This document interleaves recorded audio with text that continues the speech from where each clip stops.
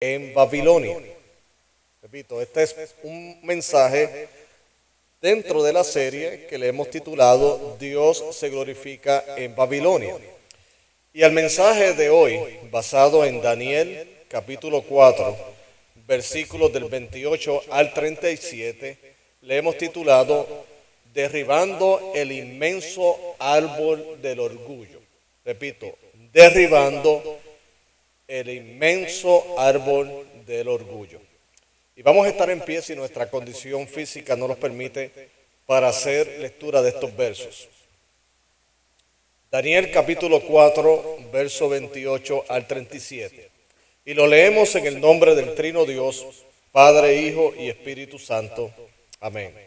Dice, todo esto vino sobre el rey Nabucodonosor. Al cabo de 12 meses, paseando en el palacio real de Babilonia, habló el rey y dijo, ¿no es esta la gran Babilonia que yo edifiqué para casa real con la fuerza de mi poder y para gloria de mi majestad? Aún estaba la palabra en la boca del rey, cuando vino una voz del cielo. A ti se te dice, rey Nabucodonosor, el reino ha sido quitado de ti, y de entre los hombres te arrojarán, y con las bestias del campo será tu habitación, y como a los bueyes te apacentarán, y 7 tiempos pasarán sobre ti, hasta que reconozcas que el Altísimo tiene el dominio en el reino de los hombres, y lo da a quien él quiere. En la misma hora se cumplió la palabra sobre Nabucodonosor, y fue echado de entre los hombres, y comía hierba como los bueyes, y su cuerpo se mojaba con el rocío del cielo, hasta que su pelo creció como plumas de águila, y sus uñas como las de las aves. Mas al fin del tiempo, yo Nabucodonosor alcé mis ojos al cielo, y mi razón me fue devuelta. Y bendije al Altísimo, y alabé y glorifiqué al que vive para siempre, cuyo dominio es sempiterno y su reino por todas las edades. Todos los habitantes de la tierra son considerados como nada, y él hace según su voluntad en el ejército del cielo y en los habitantes de la tierra, y no hay quien detenga su mano y le diga, ¿qué haces? En el mismo tiempo, mi razón me fue devuelta, y la majestad de mi reino, mi dignidad y mi grandeza volvieron a mí. Y mis gobernadores y mis consejeros me buscaron, y fui restablecido en mi reino, y mayor grandeza me fue añadida. Ahora yo, Nabucodonosor, alabo, engrandezco y glorifico al Rey del cielo, porque todas sus obras son verdaderas y sus caminos justos, y él puede humillar a los que andan con soberbia. Pueden sentarse, mis amados hermanos. Hemos podido apreciar a través de cada uno de estos mensajes basados en el libro del profeta Daniel, cómo Dios se glorifica en una nación que no solamente es extraña culturalmente para sus seguidores, sino que aún más es predominantemente enemiga de Dios, es pagana en términos religiosos.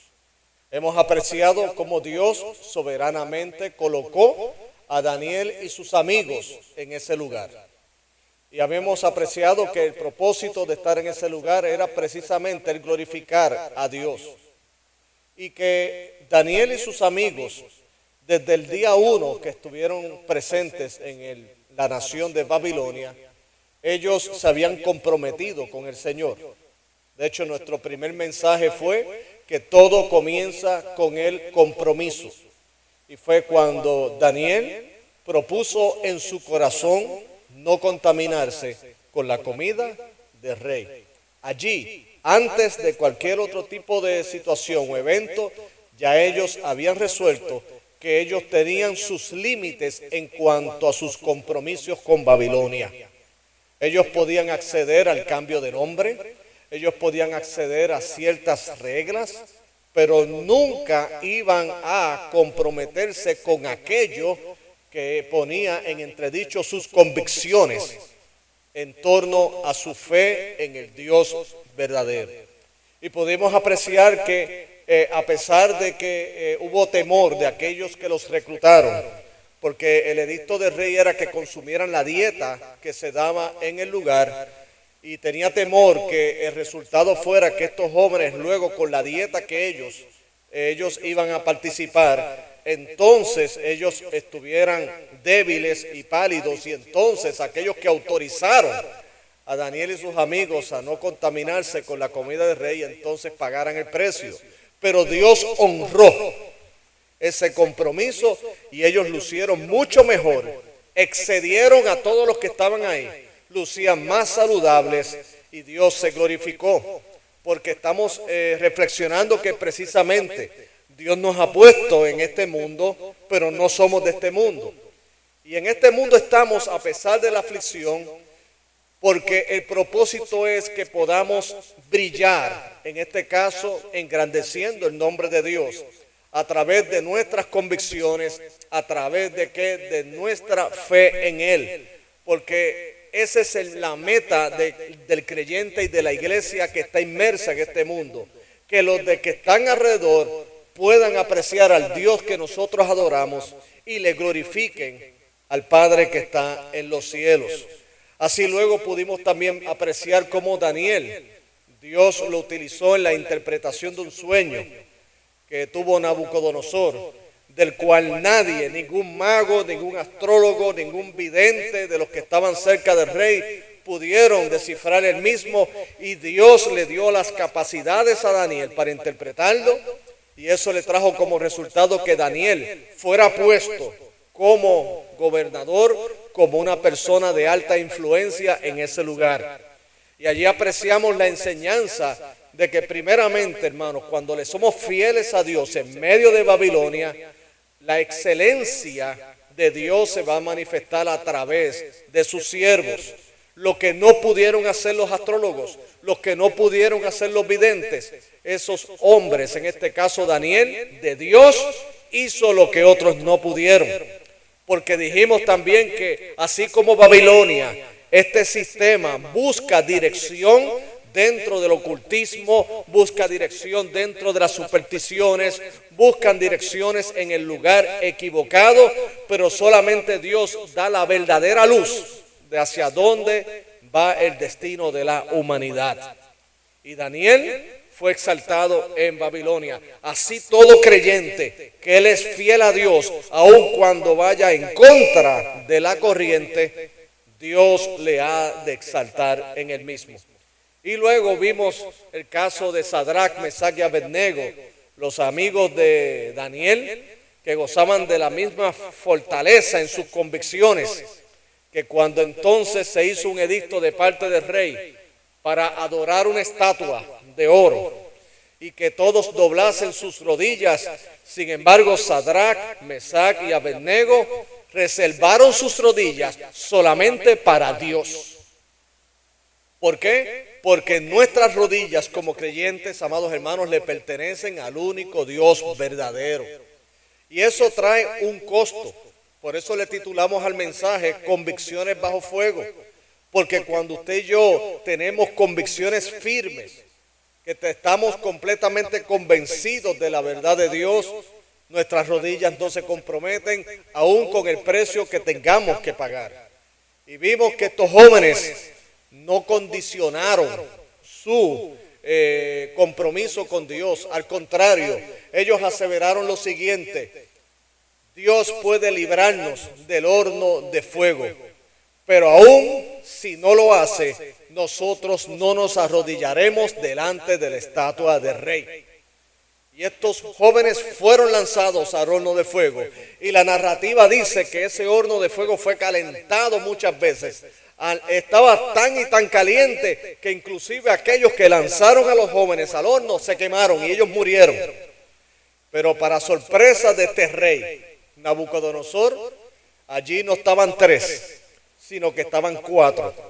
Y ese 4 con apariencia de los hijos de los dioses, que no es otra cosa que una hermosa teofanía de la misma presencia de Dios, respaldando las convicciones de estos jóvenes valientes. ¿Y el resultado cuál fue? Que inmediatamente que estos jóvenes salieron del horno, que no olían a quemado, no olían a humo, ningún tipo de daño se había dado. Entonces Nabucodonosor pudo entender y continuar entrando en la convicción de que Dios, el que adoraban estos jóvenes, es el Dios verdadero.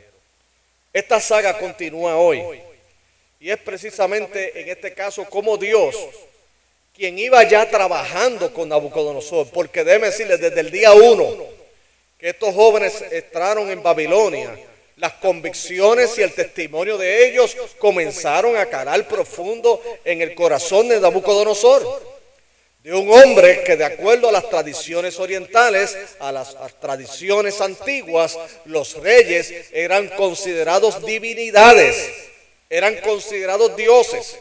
Ellos mismos alimentaban su ego porque la cultura misma permitía que sus egos se inflaran como si fuera un dirigible. Ellos se sentían muy grandes, por eso se erigían estatuas, por eso se erigían monumentos. Y este hombre estaba muy soberbio, lleno de todo tipo de prepotencia. Él creía que tenía literalmente el control del mundo. Pero el testimonio de estos jóvenes comenzó a calar profundamente. El Espíritu de Dios ya estaba en proceso de revelar a Nabucodonosor que él no era ningún rey, que él no era el que tenía el control de la tierra, él no tenía el control de la vida, él no tenía el control de los habitantes de la tierra, que el que tenía el control de todas las cosas es el Dios que creó los cielos y la tierra, el Dios verdadero. Y déjeme decirle que cuando lo llevamos al Nuevo Testamento, el apóstol Pablo dice en Filipenses capítulo 2 que llegará un momento que toda rodilla se doblará y confesará que Jesucristo es el Kyrios, el Señor, para gloria de Dios Padre.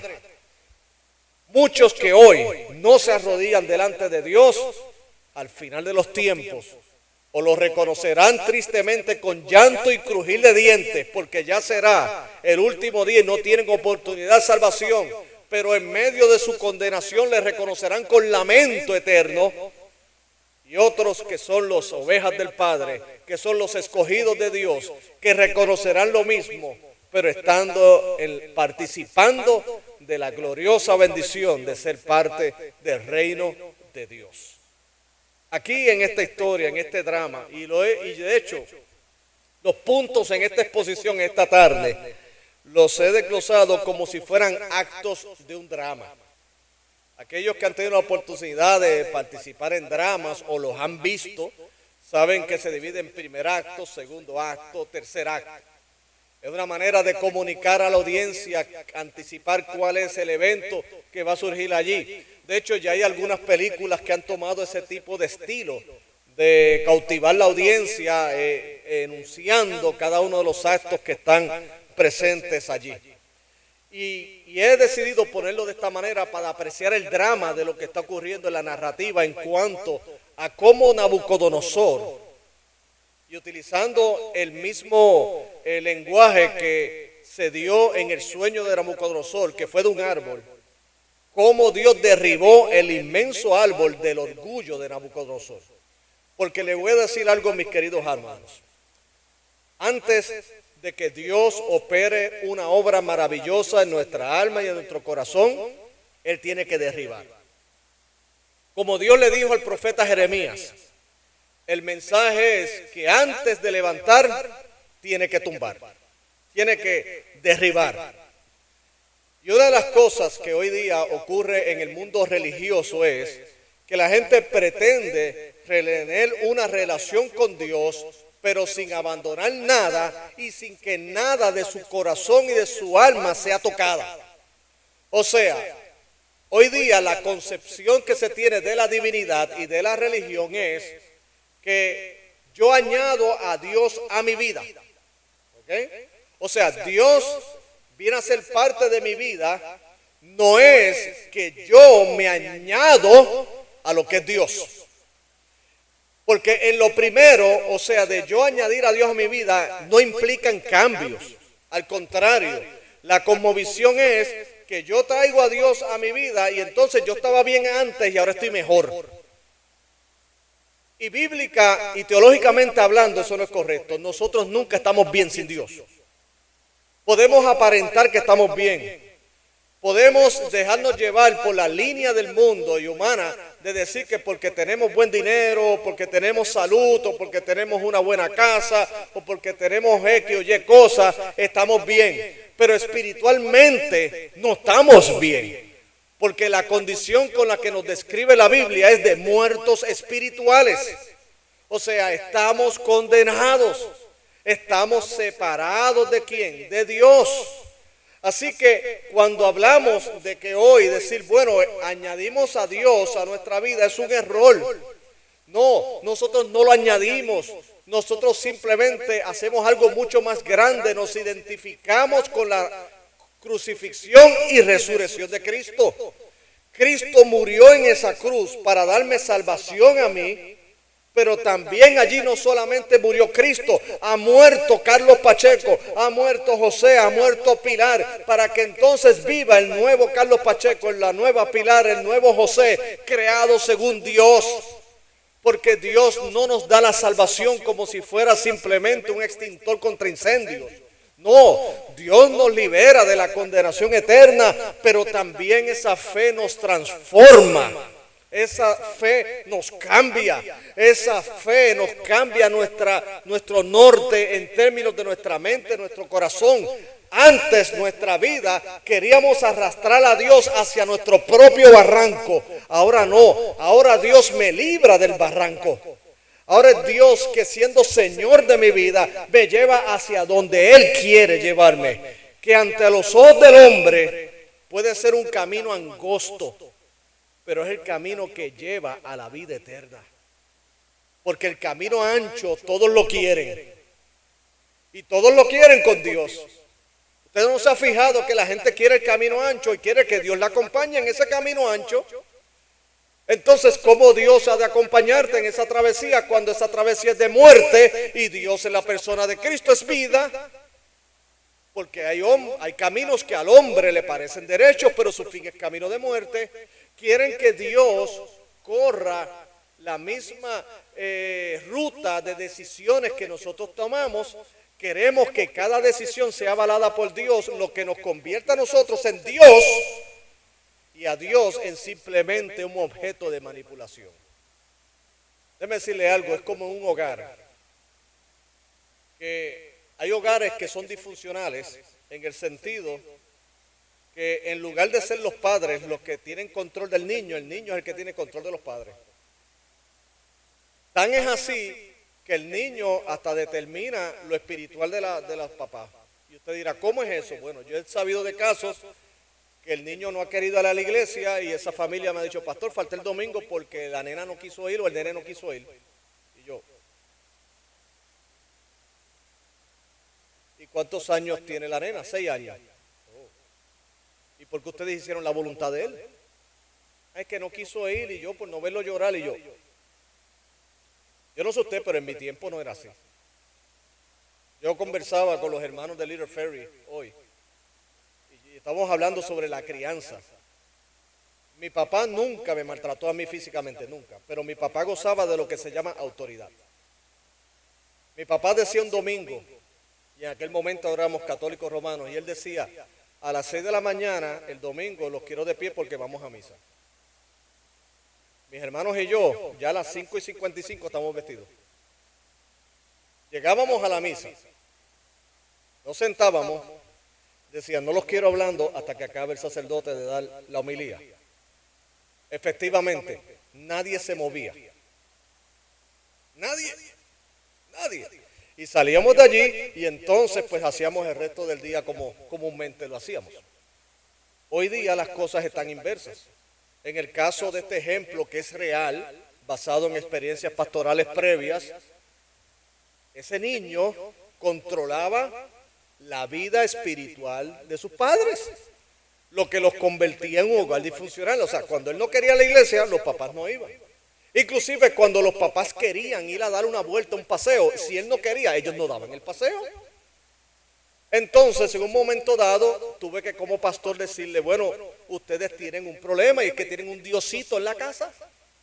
Me dice, un diosito, sí, el diosito no los deja adorar, el diosito no los deja tener vida matrimonial, el diosito está dictando la pauta del hogar, cuando son ustedes como padres los que tienen que dictar la pauta de él. ¿Por qué? Porque él necesita ser dirigido, él necesita ser educado, él está empezando a vivir. Y la responsabilidad suya delante de Dios es educarlo a él, no ceder a los caprichos de él, porque ni él sabe lo que le conviene. Porque es necesario que los niños nos respeten cuando tienen que mirar hacia arriba, para que cuando entonces sean más altos que nosotros todavía nos respeten. Y hoy día, mis queridos hermanos, eso se ha invertido y esto es un fenómeno social que se da en todas las áreas. No hay autoridades. Y entonces eso se lleva inclusive de manera práctica y teológica en cuanto a la fe. No se da cuenta que a la gente le gusta a Dios, pero el Dios que pueden manipular. El Dios que le da lo que ellos piden. Y el día que Dios no le da lo que ellos piden, así mismo castigan a Dios con su ausencia en los servicios. Castigan a Dios y dicen, no, ya no te voy a servir, como si Dios entonces, por esa decisión infantil, Dios se va a ir a una esquina a llorar diciendo, ay, Carlos Pacheco no va a ser más pastor, ay, Dios mío, ¿qué voy a hacerme sin Carlos? Dios mío, se enojó conmigo. Dios lo que va a mirarme y decirme, Carlos, yo te llamé por gracia y te estoy utilizando por gracia. Y por mi gracia es que yo estoy haciendo las cosas. Si tú no tomas en alto lo que yo estoy haciendo, pues ¿sabes algo? Yo no te necesito a ti. Yo puedo levantar 1.000.000 de gente mejor que tú. Porque no te necesito. Es más, el mismo Jesucristo dijo que hasta Dios de las piedras saca adoradores. O sea, Dios no nos necesita a nosotros. Dios lo hace todo por pura gracia, por su amor, por su misericordia. Gloria a Dios. Pero hoy día se ha hecho una caricaturización de Dios al punto en que Dios yo lo manejo como yo quiero. O sea, y si no ocurre como yo quiero, entonces yo estoy juzgando a Dios. Yo estoy inclusive poniendo a Dios en un juicio y lo declaro culpable. Los reyes de ese tiempo así manejaban a sus divinidades. Porque aún Babilonia tenía sus divinidades, pero eran controladas por Nabucodonosor. El rey decía, o es que, ¿por qué usted cree que a la gente le gusta tanto la santería y esas religiones que los caribeños heredamos de nuestra influencia africana? ¿Usted no sabe por qué? Porque usted controla la vaina. Porque si usted tira unos coquitos, como le dice la doña, usted consigue a la novia y le cierra la boca a la suegra. ¿Entiende? Y entonces va a tener el trabajo que quiere y la gente, aunque le estén vaciando el bolsillo porque lo está engañando, él nada más que psicológicamente, porque es un placebo, mentalmente ellos creen que manipulan y lo arriman todo a ellos, entonces les gusta. Pero el Dios de las Escrituras es un Dios que es bueno, es santo, es justo y todopoderoso. Y reconociendo nuestra incapacidad de nosotros poder reconocer lo que es correcto sin la intervención de Él, no nos deja a la deriva, sino que comienza a batir lo que es el obstáculo principal que impide tener una relación con Dios, se llama el orgullo. El orgullo. El orgullo se manifiesta de muchas maneras, pero el orgullo básicamente es cuando nosotros nos ponemos como el centro del universo y todo, desde Dios hasta las personas, giran alrededor de nosotros. Nosotros tenemos el control. Nosotros nos creemos el último vaso de Coca-Cola en el desierto. Creemos que somos, olvídese, la máxima de todas las cosas y todos los demás se tienen que arrodillar a nosotros, no literalmente, pero sí de una manera práctica y de una manera, de otras formas que solamente nosotros sabemos reconocer. Y antes de que Dios trabaje en nuestras vidas, lo primero que tiene que tumbar de raíz es ese árbol llamado orgullo. ¿Y por qué le decimos árbol? Porque precisamente esta historia comienza con otro sueñito que tuvo Nabucodonosor, que era un sueño, pero pudo haber sido una pesadilla para él. Porque en el capítulo 4, él mismo está escribiendo esta parte, la está narrando. capítulo 4, verso 1, dice: Nabucodonosor, rey, a todos los pueblos, naciones y lenguas que moran en toda la tierra, paz os sean multiplicadas. Y dice, miren su testimonio. Aquí Nabucodonosor nos está compartiendo su testimonio. Conviene que yo declare las señales y milagros que el Dios Altísimo ha hecho conmigo. Cuán grandes son sus señales y cuán potentes sus maravillas. Su reino sempiterno y su señorío de generación en generación. Yo, Nabucodonosor, estaba tranquilo en mi casa y floreciente en mi palacio, o sea, dándose fresco él. Allí, regocijándose como el rey, wow. Y dice, y vi un sueño que me espantó.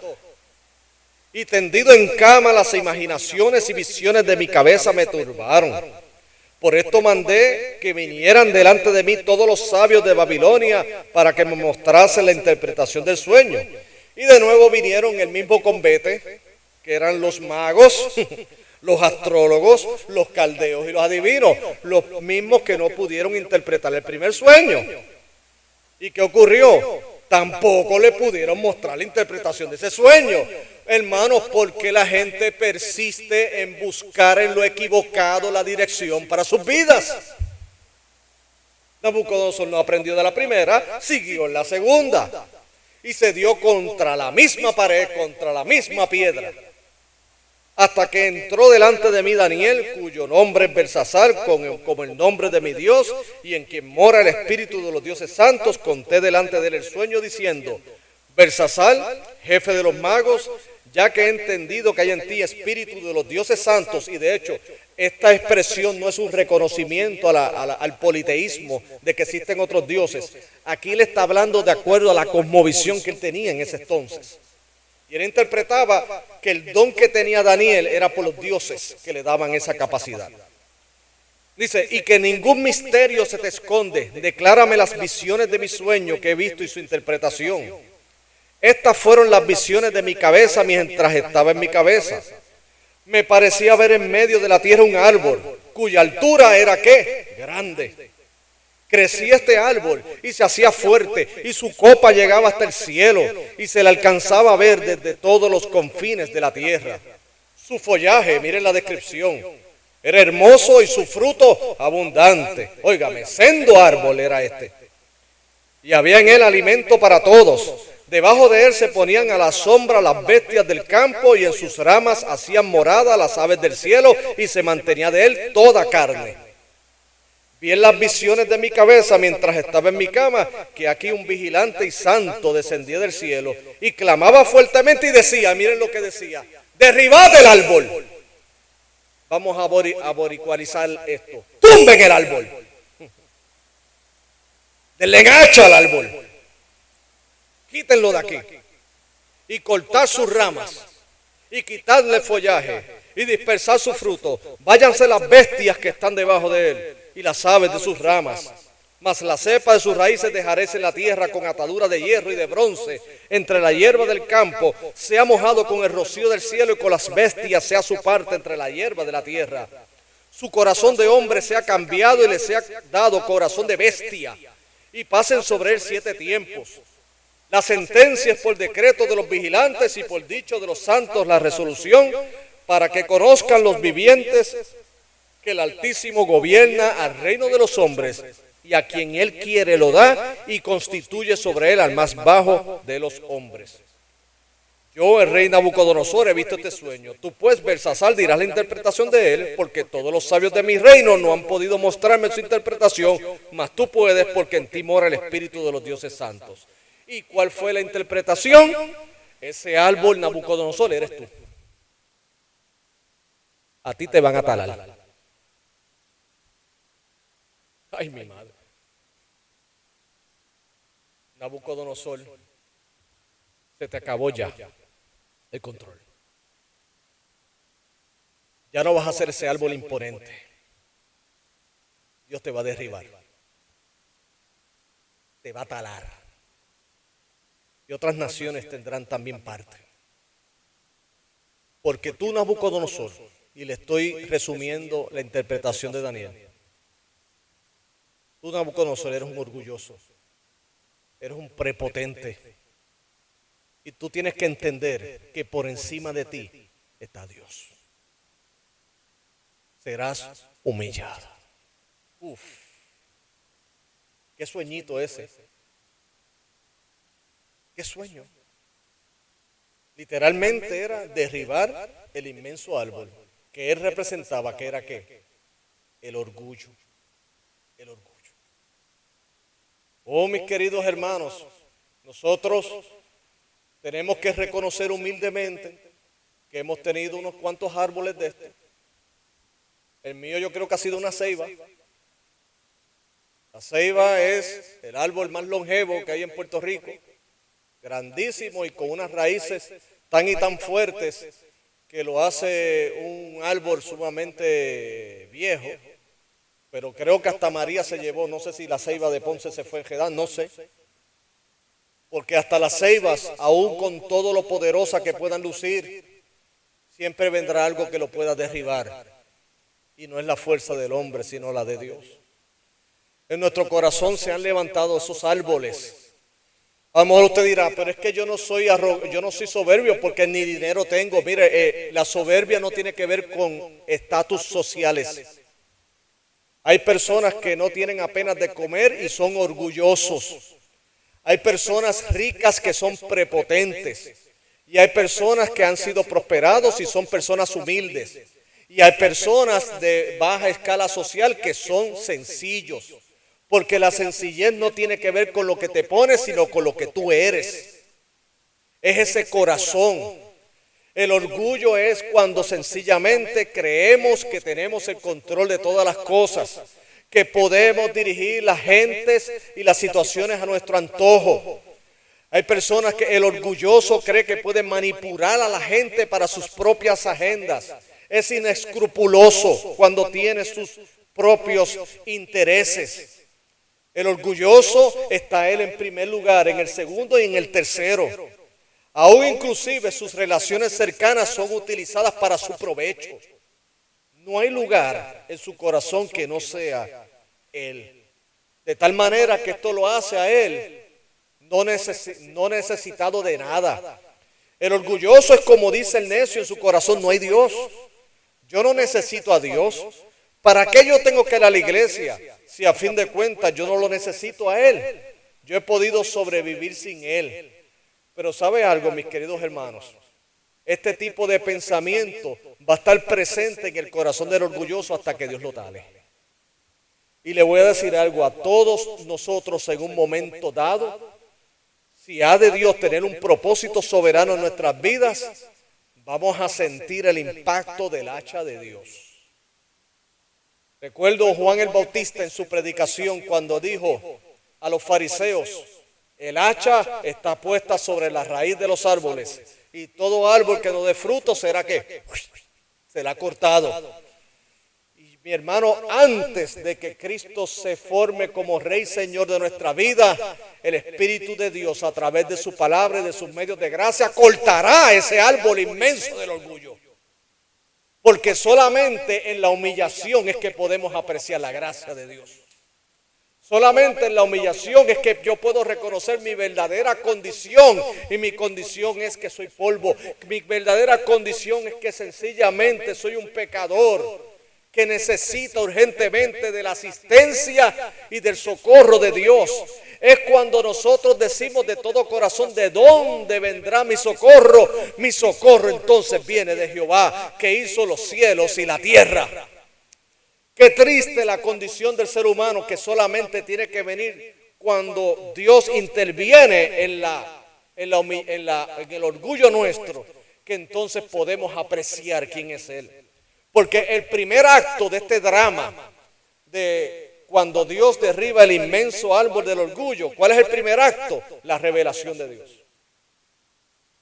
Aquí dice que Nabucodonosor tuvo un sueño y otro se lo interpretó. ¿Cómo Dios en este tiempo nos revela nuestra condición? Nos lo revela primeramente utilizando el medio del Espíritu Santo, la tercera persona de la Trinidad, quien es dinámica, activa en la vida de la iglesia y del creyente. Óigame, quien comienza a trabajar en ese corazón que está completamente alejado de Dios es el Espíritu de Dios. Ese Espíritu de Dios comienza a dar vida a este corazón muerto. El Espíritu de Dios es el que comienza a inquietarnos, a crearnos las oportunidades, despejando los obstáculos espirituales para que podamos tener ese encuentro con el Señor. El Espíritu de Dios comienza a trabajar mucho antes de que pongamos un pie en la iglesia. Es el Espíritu de Dios quien lleva a sus siervos y siervas a predicarnos la palabra y a invitarnos a la iglesia. Es el Espíritu de Dios que comienza ya a darnos unos señales en nuestra mente y nuestro corazón de que nuestra vida está vacía, aun cuando creíamos que estaba llena. Hoy día no será el sueño, será el Espíritu de Dios quien revela en conjunto con este otro elemento, y es la palabra de Dios. Sí, la palabra de Dios. La palabra de Dios comienza a revelarte lo que para ti antes era oculto.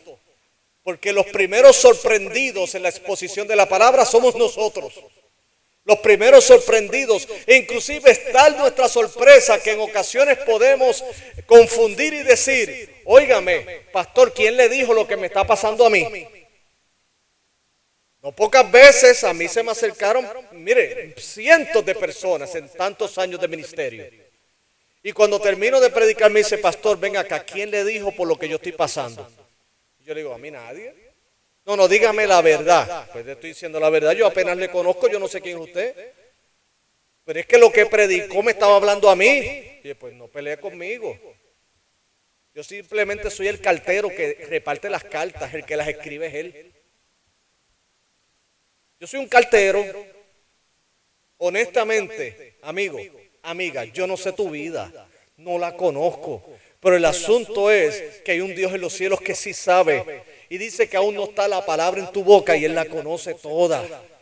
Entonces dicen ellos, wow, entonces Dios es real. De eso estamos hablando, mi querido amigo y amiga. Dios es real. Y Dios comienza a derribar ese árbol inmenso que es el orgullo con la revelación de ¿qué? De su palabra a nuestros corazones. Nos revela esa palabra dos cosas, nuestra condición y nuestras consecuencias si no abrazamos la fe. ¿Cuál es nuestra condición? Nos hace ver la triste realidad de que no somos tan buenos como creíamos. Nos hace ver la triste realidad de que nuestros esfuerzos sin Cristo son completamente en vanos. Nos hace ver la realidad que separado de Cristo, nada yo puedo hacer. Y es un golpe duro al orgullo porque por mucho tiempo yo dije también, yo no necesito a la iglesia. Los que van a la iglesia son supersticiosos, los que van a la iglesia son fanáticos, los que van a las iglesias son los que tienen el cerebro lavado. Eso era lo que yo pensaba. Entonces yo me hacía como el más inteligente de todos los demás porque no caía preso de ese tipo de mitos y de leyendas y de historias de hombres. Pero yo no era el inteligente. Después me di cuenta que yo era el más bruto. Y usted sabe eso, que cuando Dios me expuso su palabra y me hizo entender primeramente que yo no era tan inteligente como yo creía, me dio duro a mi orgullo. Me dio duro. Ese fue el primer jab. Dije, ¿qué? Fíjate, ¿cómo es esto? Lo segundo que me hizo entender que mi condición, Carlos, está separado de mí. Y sin mí no llegas a nada. No te vistas para el cielo que no vas, porque no es con tu ropa que llegas al cielo, sino con las ropas de Cristo, con las ropas de la justicia de Él. Entonces entendí yo, wow, no, pero si yo no fumo droga, si yo no hago esto, y tú me quieres decir que eso no vale. Y el Señor dice, es que sin Cristo esas obras son como trapos de inmundicia. ¿O es que tu Señor murió en la cruz simplemente para establecer el Viernes Santo? No, Él murió en la cruz para hacer lo que es incapaz para ti y es salvarte. Él murió en tu lugar y resucitó para que tengas vida. Su palabra va derribando mi orgullo. Y entonces, al revelar mi condición, me hace ver también que me tengo que arrodillar delante del Padre. Usted sabe que arrodillarse en nuestra humanidad es representativo de debilidad. Sí, no nos gusta arrodillarnos delante de nadie, a no ser que nos ponga una pistola en la cabeza, ¿verdad? Pero no nos gusta. Es más, no nos gusta ni pedir perdón. No nos gusta disculparnos. No nos gusta restituir de ofensas que hacemos. ¿Por qué? ¿Y sabes qué es lo que impide eso? El orgullo. Inclusive usted ve el orgullo en las discusiones, que hay personas que hasta se dan cuenta que su argumento no ganó, pero mejor empatan, pero no pierden. No admiten derrota. ¿Qué derrota? ¿Quién perdió aquí? Qué difícil se le hace admitir y celebrar con el otro que gana. Porque por el orgullo sacó a Satanás del cielo. El orgullo nos distancia de Dios. Pero gloria a Dios que Él nos libra de ese inmenso árbol del orgullo y lo tala. Lo tala. Aún los ministros nos tenemos que cuidar de esa ceiba. Sí. Y que dándole gloria a Dios y que somos bien humildes, cuidado. Porque puede ser solamente una expresión de boca muy linda. Por eso de vez en cuando debemos lavar pies. Y no me refiero solamente al aspecto literal de lavar los pies como lo hizo Cristo, que fue un ejercicio muy lindo. Pero lavar pies es también demostrarle a los que le pastoreamos, hermanos, que yo estoy para servirles a ustedes. Que no soy la rosa de Sarón. La rosa de Sarón es Cristo. Él es el que recibe toda la gloria y honra. Así que el primer acto, ¿sabes cuál fue? La revelación. Cerró, baja el telón y sube el telón. ¿Y cuál es el segundo acto? El segundo acto es el reconocimiento de la absoluta soberanía de Dios. Dice el texto que leímos de la boca mismo, el mismo Nabucodonosor está escribiendo, que una vez que recibió la revelación, dice que en el verso 33, en la misma hora se cumplió la palabra sobre Nabucodonosor y fue echado de entre los hombres y comía hierba como los bueyes, y su cuerpo se mojaba con el rocío del cielo, hasta que su pelo creció como plumas de águila y sus uñas como la de las aves. Hermano, Nabucodonosor terminó en cuatro patas, literalmente. Porque para reconocer la absoluta soberanía de Dios, tenemos que ser derribados nosotros. Dios humilló a este hombre. Debe decirle que algunos comentaristas bíblicos ven en esta narrativa como si hubiera sido un acto de esquizofrenia o un acto de desorden mental que tuvo Nabucodonosor. Independientemente de las conclusiones que ellos puedan llegar, el punto de todo esto es que lo llevó a la humillación fue su propia soberbia y que Dios tenía que derribar ese inmenso árbol. ¿Por qué es importante reconocer la soberanía de Dios? ¿Por qué, hermano? Bueno, porque primeramente nos hace entender que Él es Dios y nosotros no. Dice uno de los salmos que la congregación misma es que reconozcamos que Él es Dios, que Él nos hizo y no nosotros a nosotros mismos, que pueblo suyo somos y ovejas de ¿qué? De su prado. O sea que para yo poder adorar correctamente a la iglesia tengo que reconocer que Él es Dios y que yo no lo soy. Y usted me dirá, pero es que yo no me creo Dios. Hoy día muchos diositos están adorando a un Dios que se arrodilla ante ellos en lugar de ellos arrodillarse ante Dios. Porque hasta algunas malas teologías dicen que nosotros somos Dios Junior. ¿Qué es eso? Que nosotros somos pequeños dioses, que nos reunimos y nosotros con nuestras palabras decimos, hacemos y deshacemos. Mala teología, mala Biblia.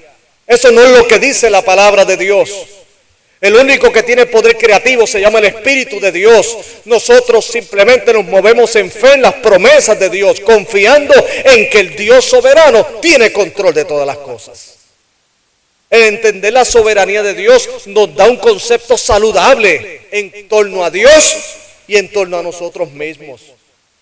Es saludable, ¿sabes por qué? porque es lo correcto.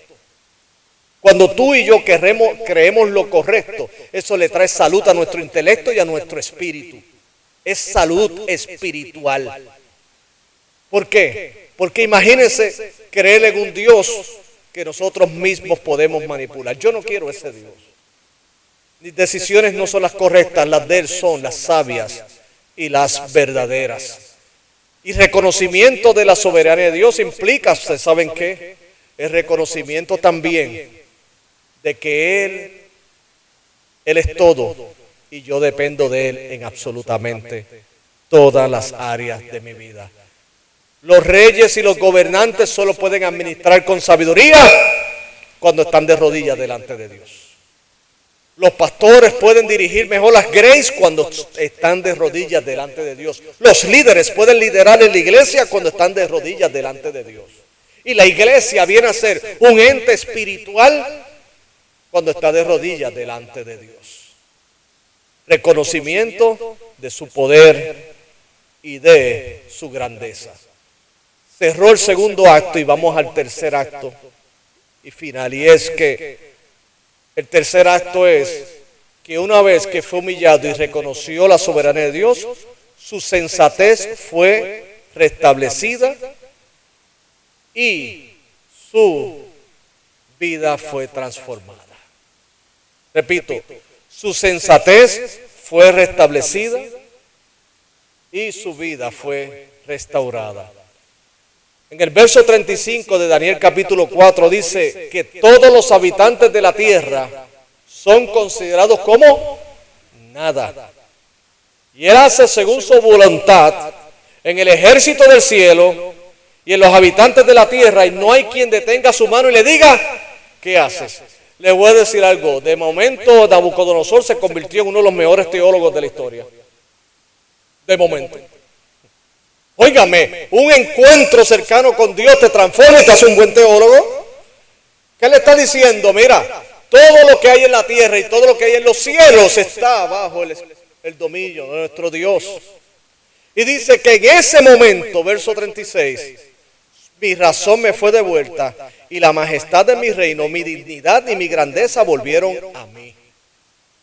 Óigame, la dignidad del hombre es realmente restablecida cuando reconocemos nuestro lugar y aún más importante el lugar que tiene Dios. Hoy se habla de la dignidad en la política, y la dignidad por esto, y la dignidad por aquello, y la dignidad por lo otro. Hermano, la dignidad solo se halla cuando el hombre encuentra la paz con Dios. Y dentro de esa paz es cuando Yair reconoce y dice, Dios, tú eres grande. Es cuando nosotros nos rendimos y decimos, Señor, tú ganaste. Recuerdo, y con esto culmino, una película muy famosa en la cual había un personaje dentro de la misma película que era un soldado que había perdido sus piernas en la batalla. En la película en todo momento se veía un hombre rebelde con Dios. Rebelde.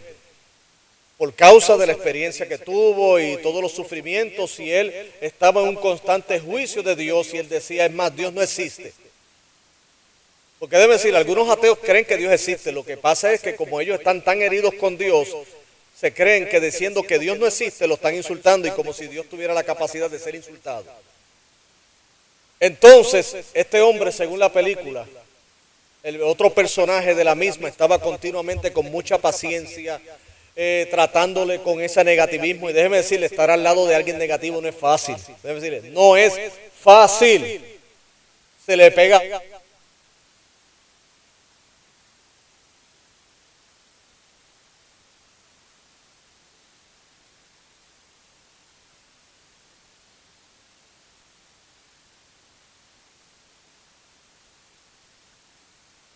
Está nadando y ya tenía una sonrisa. El personaje principal de la película, como si estuviera narrándonos lo acontecido, él dijo, veo felicidad en su rostro, me da la impresión que hizo la paz con Dios, reconoció quién es Dios. El hombre solamente puede rescatar su gozo y su dignidad cuando se rinde delante de Dios. Nabucodonosor se rindió.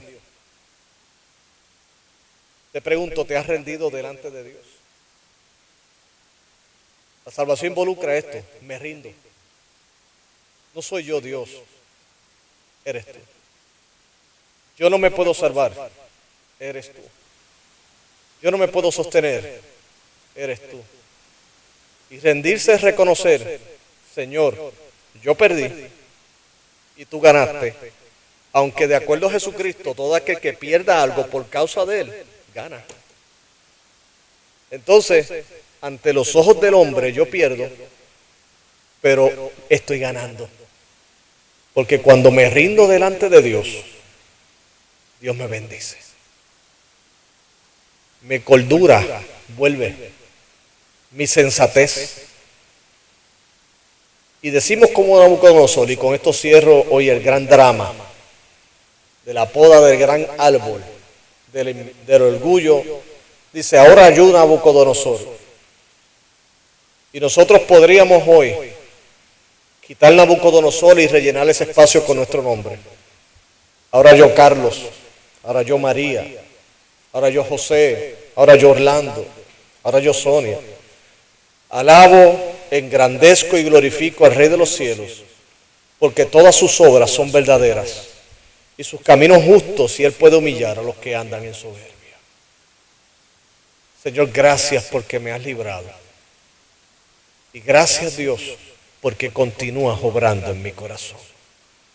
Porque he podido y hemos podido ver a Cristo, porque Él mismo quitó el obstáculo que nos impedía verlo y aceptarle como Señor y Salvador. Porque el orgullo es la raíz de todos los demás pecados. Antes de la caída viene la soberbia, dice la Escritura. Y cuando Dios quita esto y es reemplazado por la humildad y el carácter de Cristo nuestro Salvador, gloria sea a su nombre. Y si Dios lo hizo con Nabucodonosor, lo puede hacer con cualquiera. Vamos a orar.